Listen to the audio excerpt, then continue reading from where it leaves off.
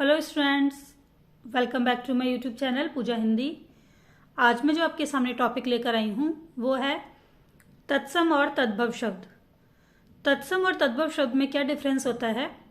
जब भी हम हिंदी में किसी भी कहानी की, गद्य की या किसी भी चीज़ की रचना करते हैं तो हम उसमें कुछ वर्ड्स संस्कृत लैंग्वेज से लेते हैं जिनको हम तत्सम शब्द बोलते हैं।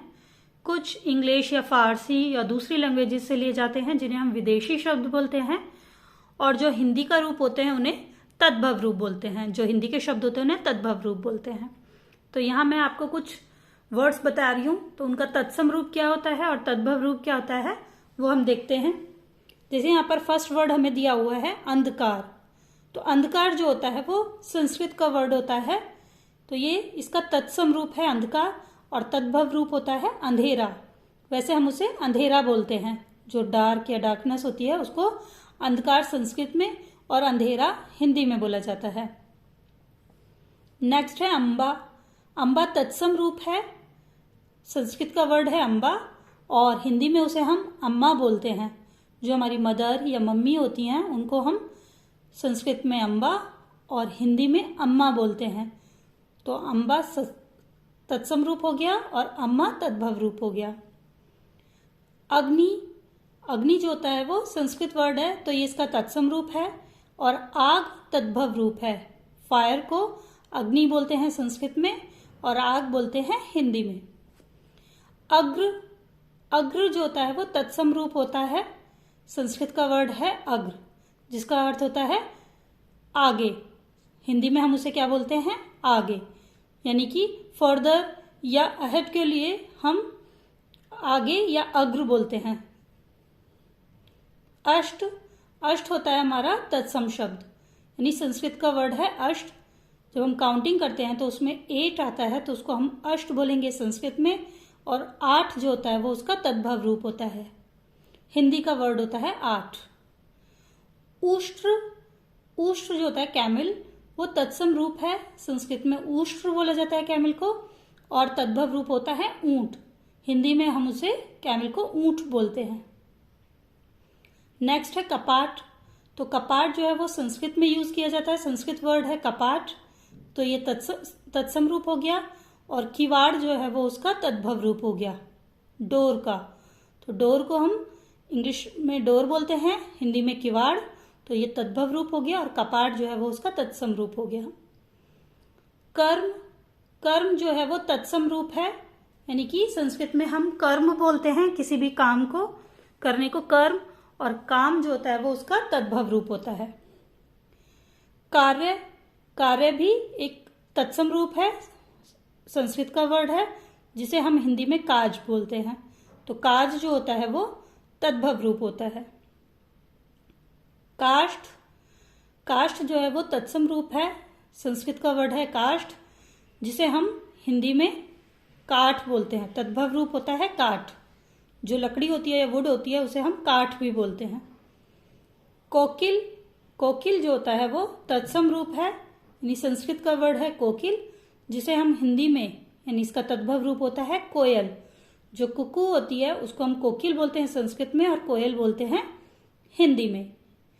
ग्रह। ग्रह जो होता है वो संस्कृत वर्ड है, जिसका अर्थ होता है घर, यानी कि हम उसे तद्भव रूप उसका घर होता है। जो हाउस होता है उसको संस्कृत में ग्रह, तो तत्सम रूप हो गया ग्रह, और तद्भव रूप हो गया घर।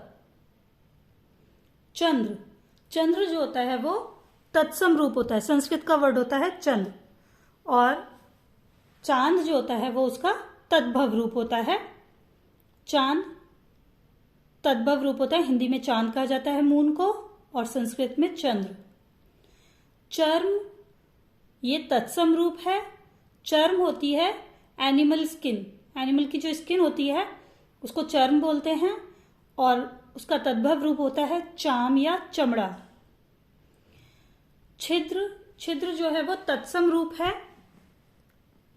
और उसका तद्भव रूप होता है छेद। जो होल होता है, इंग्लिश में होल बोलते हैं उसे, तो उसको छिद्र या छेद बोलते हैं। तो छिद्र संस्कृत वर्ड हो गया तत्सम रूप, और छेद जो है वो उसका तद्भव रूप हो गया। जीवा। जीवा जो टंग होती है वो इसका संस्कृत वर्ड है जीवा, तो ये तत्सम रूप हो गया।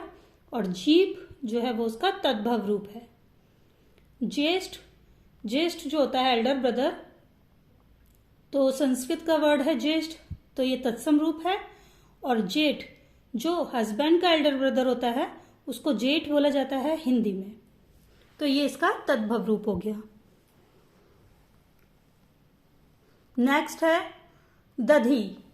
दधी जो होता है वो संस्कृत में बोला जाता है, तो ये तत्सम रूप है, जिसे हम दही बोलते हैं। हिंदी में हम दही बोलते हैं कर्ड को, तो दही तद्भव रूप हो गया दधी का। बिंदु तत्सम रूप है, संस्कृत का वर्ड है बिंदु, जिसे हम हिंदी में बिंदी बोलते हैं, तो बिंदी तद्भव शब्द हो गया। जो डॉट होती है, किसी भी चीज पे डॉट जो लगाते हैं तो वो बिंदु होती है संस्कृत में, और बिंदी बोलते हैं तद्भव। भिक्षा, भिक्षा तत्सम शब्द है और इसको का तद्भव रूप होता है भीख। मयूर, मयूर जो है वो तत्सम शब्द है, यानी संस्कृत में मयूर होता है और उसका तद्भव रूप होता है मोर। जो पिकॉक होता है उसको हिंदी में मोर बोलते हैं। मस्तक, ये तत्सम रूप है और इसका तद्भव रूप होता है माथा।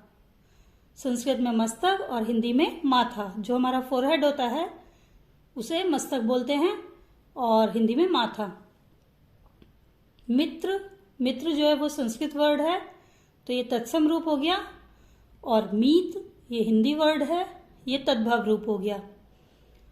फ्रेंड को मीत बोलते हैं।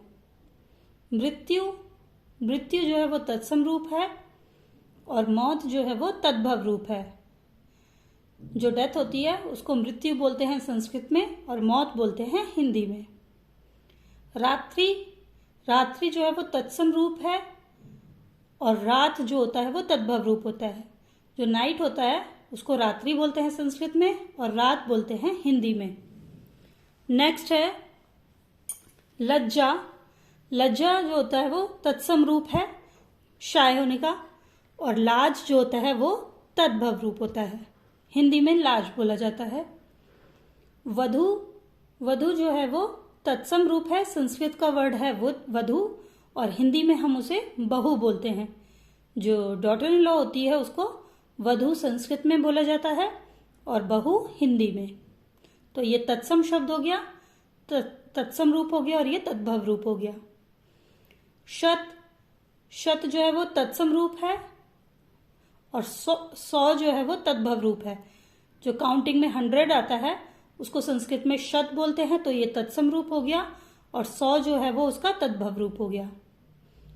शुष्क, शुष्क जो है वो उसका तत्सम रूप है और सूखा तद्भव रूप है। शुष्क यानी ड्राई होना, जब कोई चीज ड्राई हो जाती है तो हम उसको बोलते हैं शुष्क संस्कृत में, और सूखा बोलते हैं हिंदी में। श्यामल, श्यामल जो है वो संस्कृत वर्ड है, तो ये तत्सम रूप हो गया और सांवला जो होता है वो तद्भव रूप होता है। श्यामल यानी डार्क कॉम्प्लेक्शन या फिर जो व्हीटिश कॉम्प्लेक्शन होता है उसको बोलते हैं सांवला या श्यामल। सत्य, सत्य होता है, संस्कृत वर्ड है सत्य, तो ये तत्सम रूप है जिसे हम हिंदी में सच बोलते हैं, ट्रू। सर्प, सर्प जो है वो संस्कृत वर्ड है, स्नेक को सर्प बोलते हैं तो ये तत्सम रूप हो गया, और सांप बोलते हैं तो ये तद्भव रूप होता है।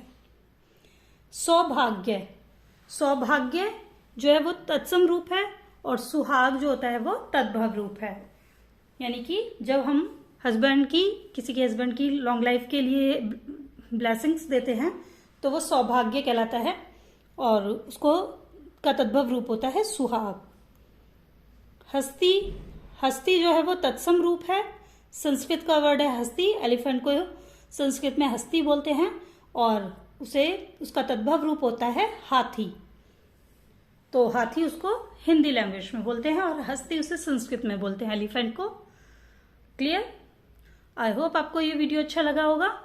सो अगर आपको ये वीडियो अच्छा लगा है तो प्लीज इसे लाइक शेयर करें और चैनल को सब्सक्राइब करें ताकि आगे आने वाली वीडियो की नोटिफिकेशन आपको मिल जाए। Thank you.